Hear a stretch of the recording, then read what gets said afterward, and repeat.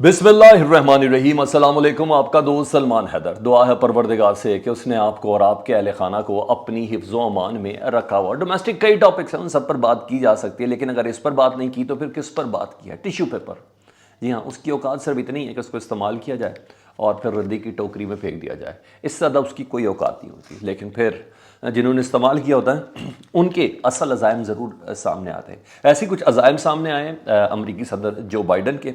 उन्होंने पाकिस्तान के एटमी असासों के हवाले से, पाकिस्तान की कौम के हवाले से नहायत गैर जिम्मेदाराना और ख़तरनाक किस्म का बयान दिया। थी तो एक रैंडम किस्म की फंड रेजिंग की तकरीब, लेकिन वो बयान इतना मानी खेज़ है।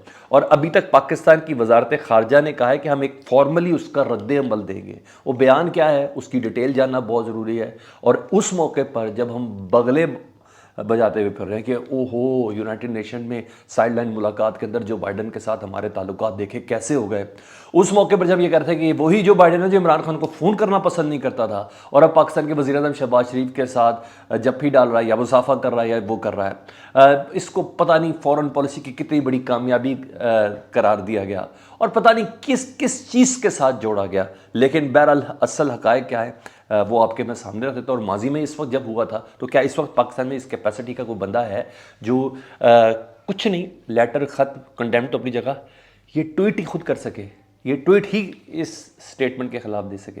ये एक मेरे लिए बड़ा सवाल का निशान है। कई दीगर भी ख़बरें, लेकिन मेरी टॉप स्टोरी यही है और बड़ी तकलीफ़ है। तो इस वक्त पूरी दुनिया उसका रद्द अमल दे रही है। पाकिस्तान तहरीक इंसाफ ने तो ज़बरदस्त किस्म का देना भी शुरू कर दिया। लेकिन बहरहाल ये चीज़ ज़रा सुन ले जी।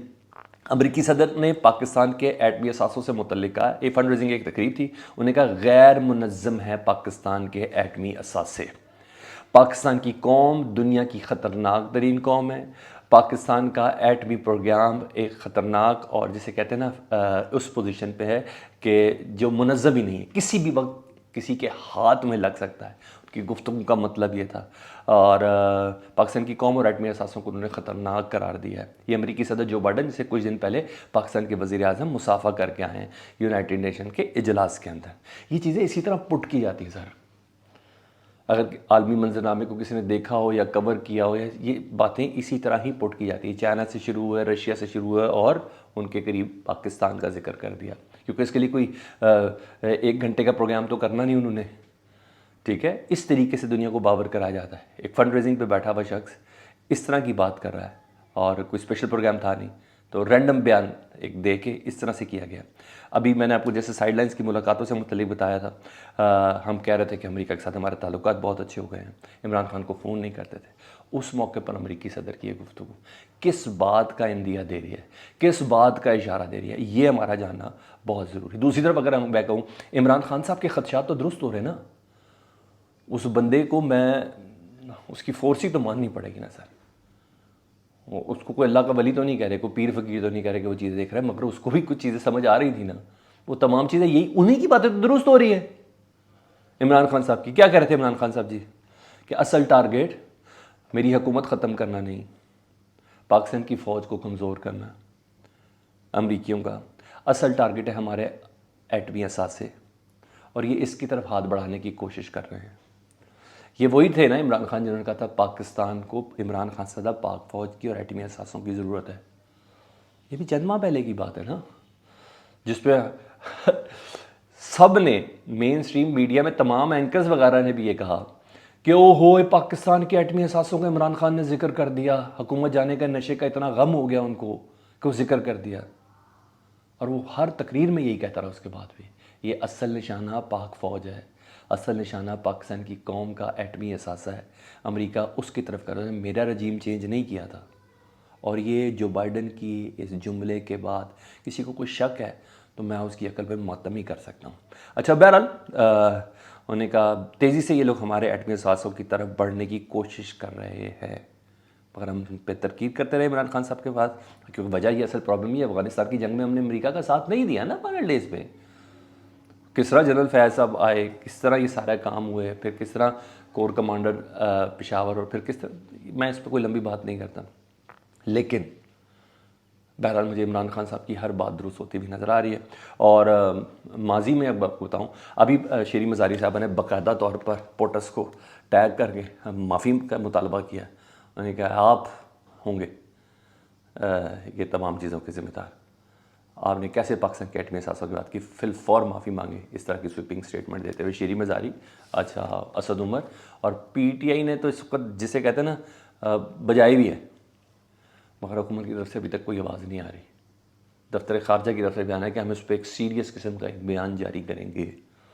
मुझे प्राइम मिनिस्टर पाकिस्तान चाहिए थे इस वक्त, मुझे पाकिस्तान के वज़ीर ख़ारजा चाहिए थे इस वक्त, मुझे पाकिस्तान के वज़ीर तवानाई चाहिए था इस वक्त खुर्रम दस्तगीर, मुझे पाकिस्तान के वज़ीर दिफा चाहिए थे इस वक्त ख्वाजा आसिफ साहब। आज पता चलता अमेरिका को किस कौम से मुतलिक उन्होंने कहा कि हम ख़तरनाक कौम है, गैर ज़िम्मेदार कौम है। आज पता चलता कि हमारे एटमी असासों पर अमेरिका ने किस तरह ये जुमलेबाजी कसी है अमेरिकी सदर ने। लेकिन खैर मैं भी वेट कर रहा हूँ, अल्लाह इंशाअल्लाह ताला ज़रूर होगा। ऐसा थोड़ी कि ये लोग नहीं करेंगे, करेंगे, क्योंकि माजी में डोनाल्ड ट्रंप ने पाकिस्तान के ख़िलाफ़ एक ट्वीट किया था, मुझे बड़े अच्छे से याद है, और इमरान खान ने ना यक के बाद एक 4 ट्वीट किए थे। डोनाल्ड ट्रंप को अपनी पड़ गई थी, उसकी बोलती बंद हो गई थी। मैंने उस वक्त भी कवर किया था इसलिए मुझे याद है। डोनाल्ड ट्रंप साहब को अपनी पड़ गई थी, और उसके बाद ही डोनाल्ड ट्रंप इमरान खान का गर्विदा हुआ था, और फिर हर जगह पे कहता था इमरान खान मेरा बेहतरीन दोस्त है। क्योंकि ये गोरी चमड़ी वाले को चुप कराना है ना जो बाइडन, इसको जवाब देने के लिए कोई इमरान खान जैसा तगड़ा बंदा चाहिए, कोई ऐसा बंदा चाहिए जिसको जवाब देना। स्पाई का कोई लीडर है पाकिस्तान में? अगर है तो मुझे ज़रूर बताइएगा।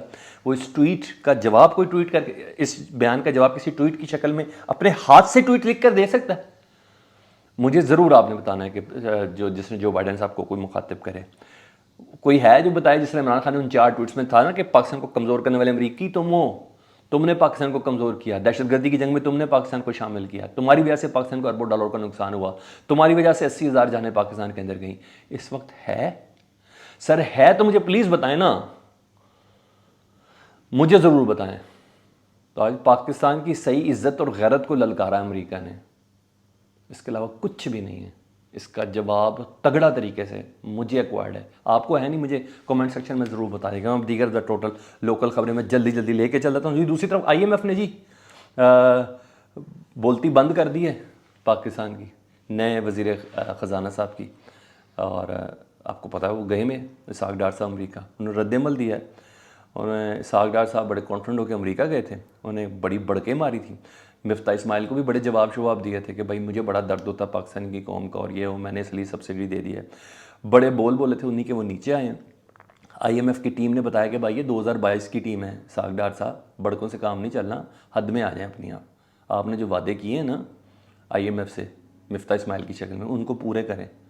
सख्त रद्दमल दिया, नाराज़गी का इजहार किया है। उन्होंने कहा आउट ऑफ द वे आपने सब्सिडी दी है, ये बिल्कुल गलत किया गया।